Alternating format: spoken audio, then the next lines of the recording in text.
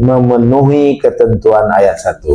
Jadi jelas ya sobat-sobat sekalian, di dalam pasal 39 ayat 1 KUHP, Kitab Undang-Undang Hukum Acara Pidana, ini mengelompokkan atau menentukan benda-benda yang dapat dikenakan penyitaan.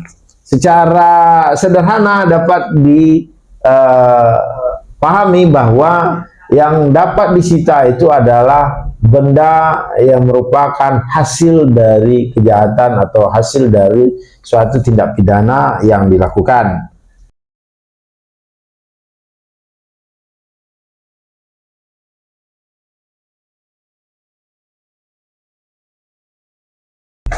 Assalamualaikum warahmatullahi wabarakatuh. Alhamdulillahirrahmanirrahim. Bersyukur kita adalah Allah Subhanahu wa Ta'ala atas segala nikmat yang sudah diberikan.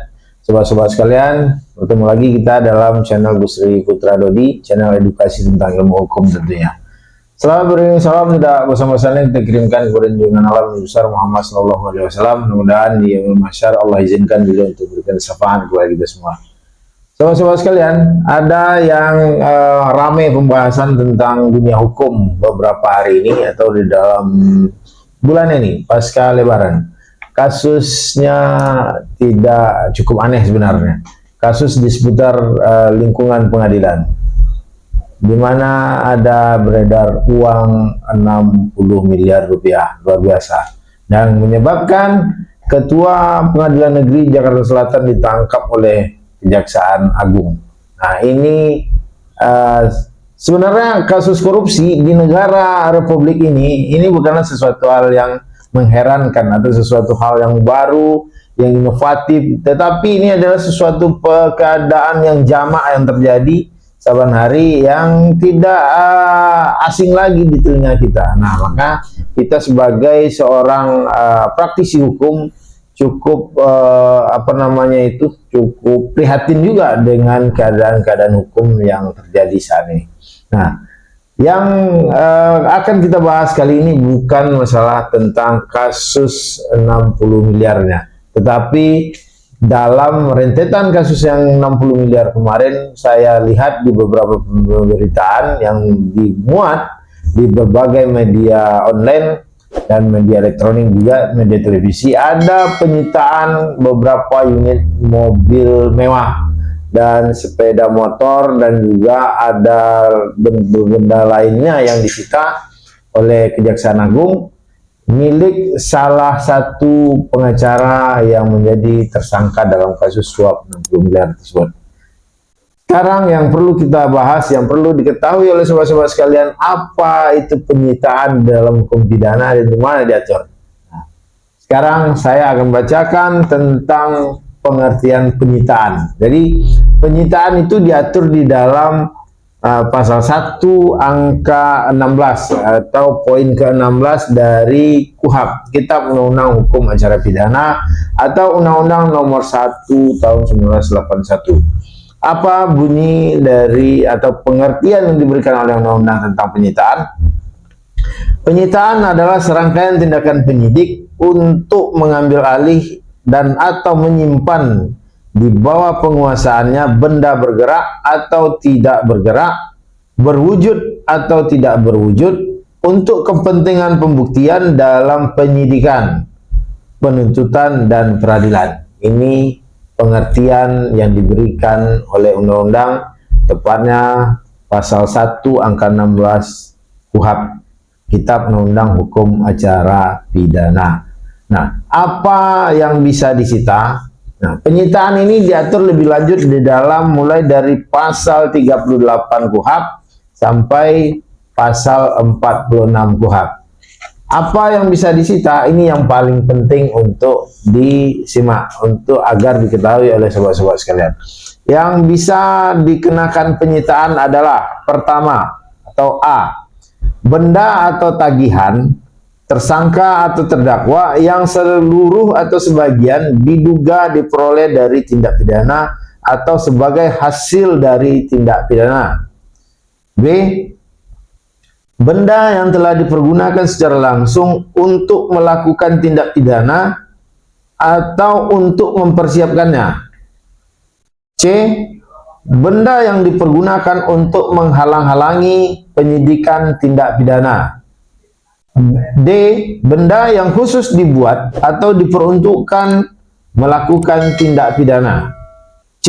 Benda lain yang mempunyai hubungan langsung dengan tindak pidana yang dilakukan.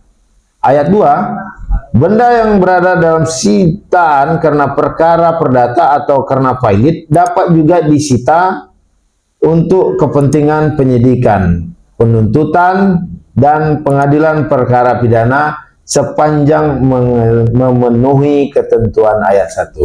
Jadi jelas ya sobat-sobat sekalian, di dalam pasal 39 ayat 1 KUHP, Kitab Undang-Undang Hukum Acara Pidana, ini mengelompokkan atau menentukan benda-benda yang dapat dikenakan penyitaan. Secara sederhana dapat dipahami bahwa yang dapat disita itu adalah benda yang merupakan hasil dari kejahatan atau hasil dari suatu tindak pidana yang dilakukan. Yang kedua, benda yang dipergunakan untuk melakukan tindak pidana itu sendiri, bisa mempersiapkan atau merencanakan atau khusus dibuat untuk melakukan tindak pidana. Nah, tapi poin esensialnya adalah yang dapat dilakukan penyitaan terhadap suatu di dalam ruang lingkup hukum pidana itu adalah benda yang merupakan hasil dari suatu tindak pidana, dan juga atau benda yang dipergunakan untuk melakukan tindak pidana itu sendiri. Nah, bagaimana dengan mobil mewah dari si pengacara yang disita oleh pihak kejaksaan? Itu perlu pendalaman. Apakah ada kaitan mobil tersebut dengan hasil kejahatan suap 60 miliar itu, atau mobil dan sepeda motor dan benda-benda lain yang disita itu adalah merupakan alat untuk melakukan tindak pidana yang dilakukan itu dalam kasus 60 miliar. Ini yang perlu dipahami sobat-sobat sekalian, sehingga tidak salah membaca atau memahami pemberitaan yang beredar, khususnya tentang penyitaan di dalam hukum pidana. Kenapa? Karena hal ini kemarin banyak menimbulkan pertanyaan dan perdebatan di kalangan para pemerhati media, para pemerhati berita, dan juga para praktisi hukum. Kenapa bisa disita sebanyak itu? Sehingga supaya tidak menimbulkan perdebatan, kita sebaiknya memahami aturan yang mengenai tentang penyidikan itu.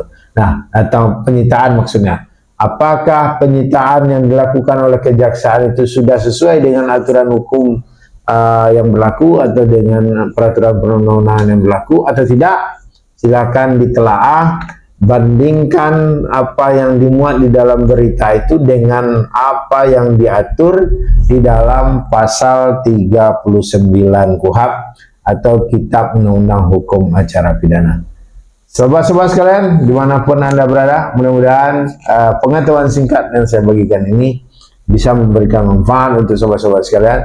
Dan jika menurut sobat-sobat sekalian apa yang saya sampaikan ini ada manfaatnya, silahkan dibagikan melalui akun-akun media sosial yang sobat-sobat miliki, sehingga orang lain yang tidak mengakses atau tidak punya akses langsung kepada akun channel YouTube saya ini bisa juga memperoleh informasi atau pengetahuan ini berkat apa yang sobat-sobat sekalian bagikan atau sobat-sobat share di akun-akun media sosial sobat-sobat.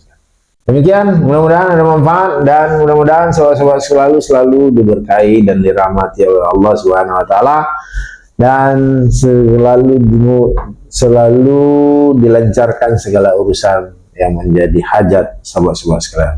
Wassalamualaikum warahmatullahi wabarakatuh.